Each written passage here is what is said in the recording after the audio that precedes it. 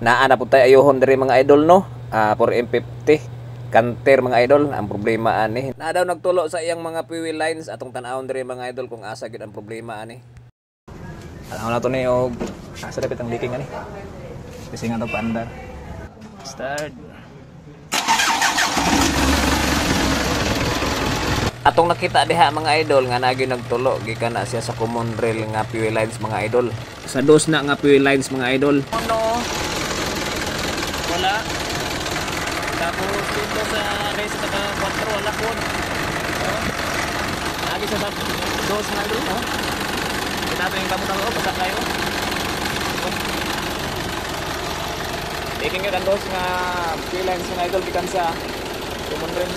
Tungod kay nagbasa man ang fuel lines nga gikan sa common rail mga idol ato na siyang gibaklas diha ug atong gibutangan og teflon para mapawala na to iyang leaking mga idol pero wala ta ka video diha kay walay tigunit ato sa atong kamera mga idol. Ug na mga idol. Dinabahan lang muna natin konti mga bandarin lang muna natin mga 15 minutes mga idol. Pwede na natin kung mag leaking ka ba siya. Ano na ako nakapag-video mga idol kasi wala akong tagahawak. Binaklas ko dito. Tapos dito. Pressure para madukot ko lang yung dito. Tapos naglagay ako ng teflon. Yan. Teflon.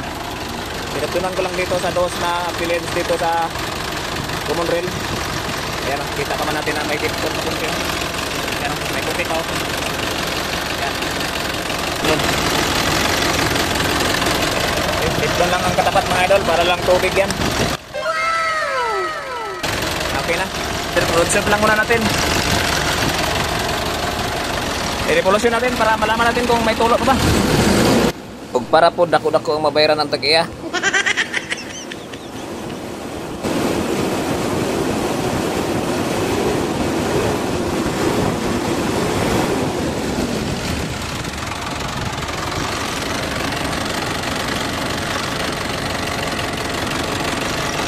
Yan. Tingnan natin dito kung may tulo-tulo pa ba siya. Yan o, napakalinaw na mga idol. Wow! Tapos dito sa presa takas 4, titingnan din natin para sure tayo. Yan o. Ayos na. Start natin ulit kung hindi pa siya start. Okay. Start. On muna. 5 seconds. Start.